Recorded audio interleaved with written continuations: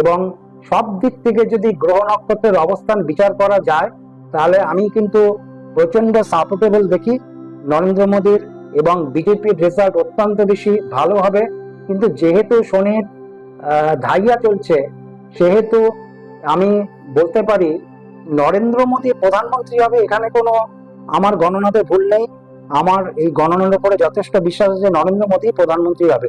কিন্তু গতবার যেরকম 2019-এ নরেন্দ্র মোদী একছত্র আধিপত্য বিস্তার করেছিল, সিট গুলো মানে প্রচুর সিটে উনি এসেছিল, এইবারে যেহেতু শনির ধাইয়া চলছে, আমার হিসাবে বলে নরেন্দ্র মোদী প্রধানমন্ত্রী হবেন ঠিকই, বিজেপি গভর্নমেন্টটা আমাদের সেন্ট্রালে আসছে ঠিকই, কিন্তু সংখ্যাটা একটুখানি কমবে।